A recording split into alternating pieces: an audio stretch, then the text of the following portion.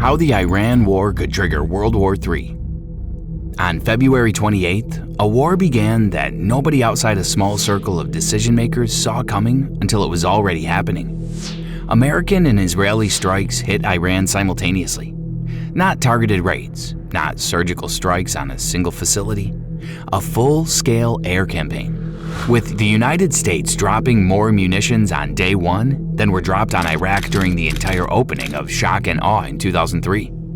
Israeli jets struck around 1,000 targets across Iran every single day, enabled by newly gained ability to fly over Syrian airspace and American aerial tankers, keeping them fueled mid-flight. The first major casualty was Iran's supreme leader, Ayatollah Ali Khamenei, killed in an Israeli strike on his personal compound within the opening hours. His defense minister followed. The head of the Islamic Revolutionary Guard Corps followed. Within the first week, the U.S. Navy had sunk nearly the entirety of Iran's major surface fleet, including a submarine strike on an Iranian frigate off the coast of Sri Lanka, the first confirmed U.S. submarine kill since the Second World War. By any measure, it was one of the most overwhelming opening military campaigns in modern history. And it was only the beginning of what has since become one of the most dangerous cascading crises the world has seen since 1945. The decision to attack didn't come from nowhere, even if it felt that way. Iran in early 2025 was, by almost every metric, at its weakest point in decades. Years of drought and water mismanagement had left the country in an acute resource crisis. The economy was in free fall. The currency was collapsing. And in January 2025, a major popular uprising erupted that the regime suppressed with a brutality that shocked even seasoned observers. Credible human rights organizations estimated that paramilitary units killed somewhere between 7,000 and 30,000 protesters in the crackdown. By far the bloodiest suppression of dissent in modern Iranian history. Trump had previously drawn a red line around mass killings of protesters. The regime crossed it anyway, calculating that American assets weren't yet positioned in the region to respond. They were right in the short term, but the suppression convinced both Washington and Tel Aviv that the regime, though desperate, was also vulnerable in a way it hadn't been in years. American assets began moving back into the region at the largest concentration since the 2003 Iraq invasion. Ultimatums were issued around Iran's nuclear and ballistic missile programs. And when those ultimatums produced nothing, the decision was made to attack. Whether the goal is to destroy Iran's military capacity, trigger regime collapse from within, or force a negotiated surrender, nobody in the Trump administration has given a fully consistent answer. Trump himself has simultaneously called for Iranian citizens to rise up in revolution, offered to negotiate a deal with the existing regime, and authorized strikes designed to decapitate its leadership. The objectives are contradictory. The war they started is not. Iran's response has been to do the one thing nobody wanted: make the war everyone else's problem too. Since the strikes began, Iran has fired hundreds of ballistic missiles and thousands of kamikaze drones, not just at Israel, but at Oman, the UAE, Saudi Arabia, Qatar, Bahrain, Kuwait, Iraq, Syria, Jordan, Turkey, Cyprus, and Azerbaijan. On the opening day alone, 180 ballistic missiles were fired toward Israel and another 250 at Gulf states collectively. Within 5 days, the UAE had reported 189 ballistic missiles and 941 drones fired into its territory. The Gulf states intercepted most of them, but not all. The Fairmont Hotel on Palm Jumeirah burned.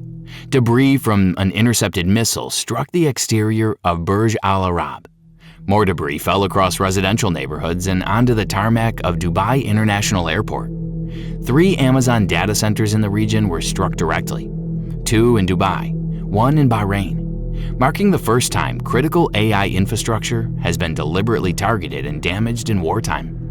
Dubai has spent decades building its entire identity around being the one place in the Middle East where the chaos stops at the border.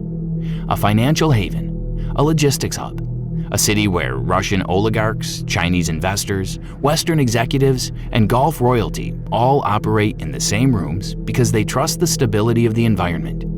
That identity is now under direct attack, literally and figuratively. Political risk insurance premiums are rising.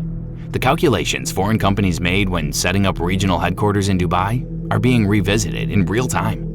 The reason Iran hit the Gulf states despite their non-involvement is not irrational.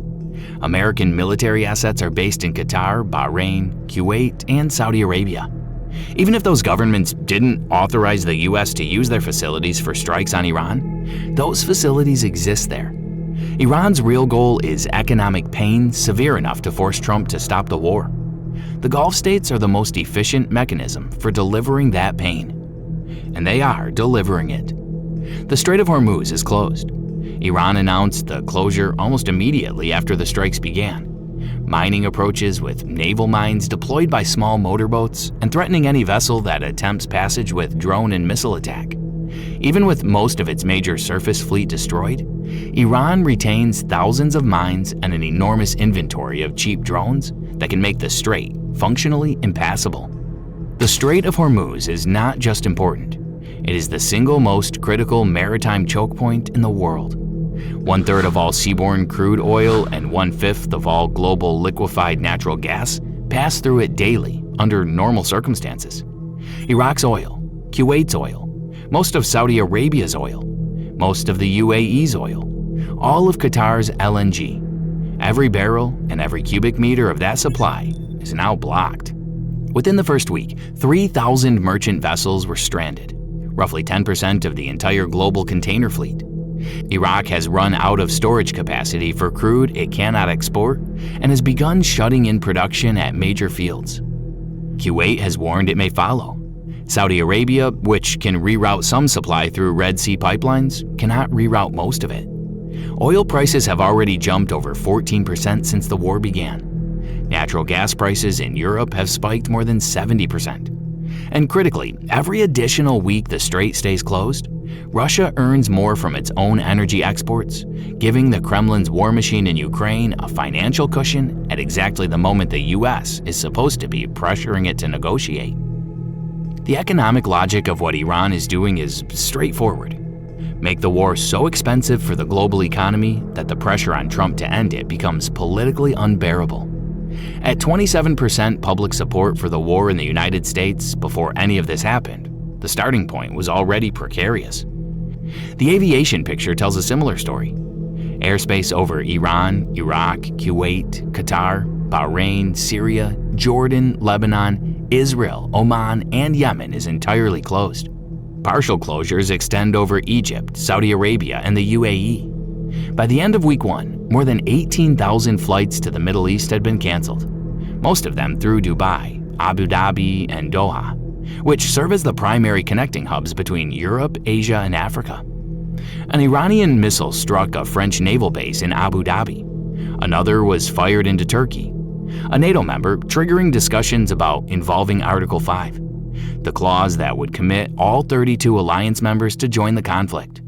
An Iranian strike damaged the airport in Azerbaijan's Nakhchivan exclave, threatening one of the only remaining aerial corridors still available for East-West aviation. The Emirates, Etihad, and Qatar Airways business model depends on their position at the crossroads of the world. Tens of thousands of passengers are stranded across the region with no viable onward flights. The US government has advised its approximately 1 million citizens in the Middle East to evacuate. The current official guidance for Americans in Israel is to take a bus to Egypt and fly home from there.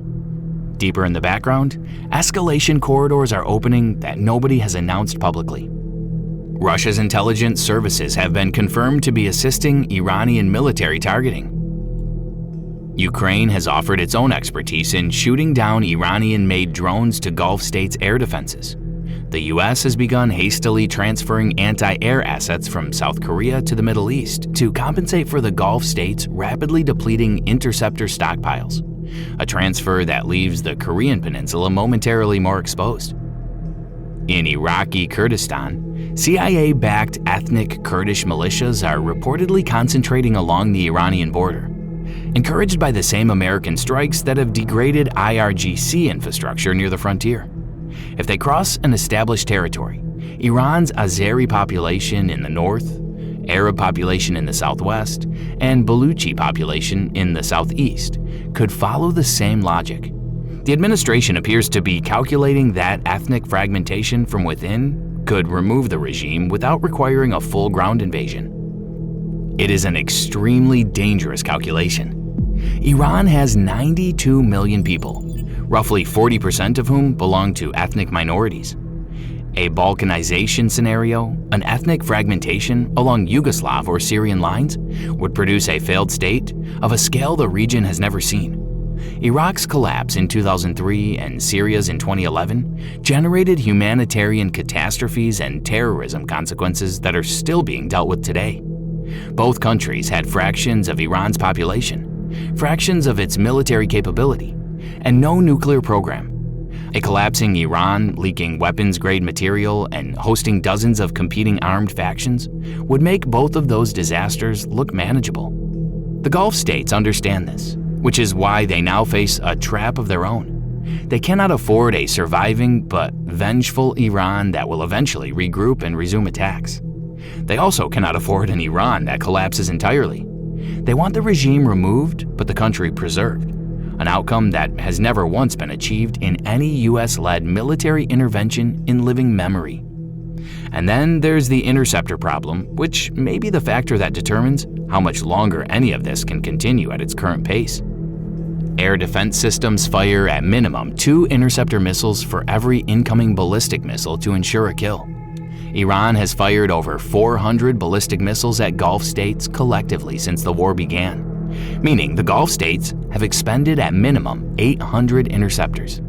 That burn rate is more than 5 times the total interceptors the US used throughout the entire First Gulf War.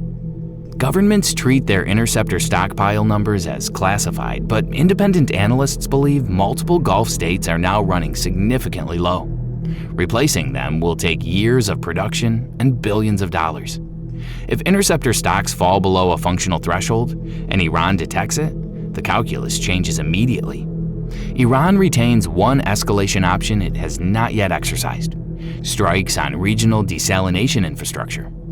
90% of Kuwait's drinking water comes from desalination, 86% of Oman's, 70% of Saudi Arabia's.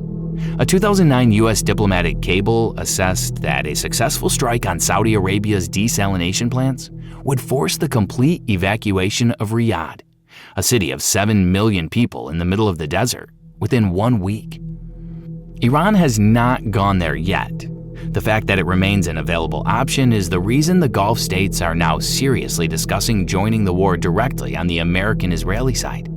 Not out of preference, but because the alternative of staying out while their air defenses run down is increasingly untenable. Trump is now caught in a position with no clean exit. Stopping the war means abandoning Israel, betraying Gulf states that were dragged into a conflict they didn't want, and demonstrating to Iran that sustained economic pressure is an effective strategy they can repeat whenever they choose. Continuing the war without removing the regime means absorbing rising global economic pain, declining domestic political support, and a growing list of countries being pulled into a conflict that started as a bilateral strike and is rapidly becoming something much larger. Hezbollah has already rejoined the fight against Israel from Lebanon, promoting a renewed Israeli ground incursion. British bases in Cyprus are now authorized for American use. Greece has deployed F-16s to the region. The Article 5 conversation at NATO has not been disclosed. What began as an air campaign against a weakened adversary in the first weeks of 2025 has become a cascading regional conflict with global economic consequences, nuclear undercurrents, and a growing number of actors being pulled in by geography, alliance obligations, and the simple logic that when the Strait of Hormuz closes and oil spikes 14% in a week, nobody gets to stay on the sidelines for long. This is not World War III, not yet. But every mechanism that has historically turned a regional conflict into a global one, economic shock, alliance obligations, great power involvement, escalation that outpaces decision-making, is already in motion. The question is no longer whether this war stays contained. It is how many more steps up the escalation ladder happen before someone finds a reason to stop climbing. If this changed how you think about how regional wars become global ones, The history of every major escalation in the last century follows the same pattern. Subscribe. We cover the moments where the world changed direction before most people realized it was moving.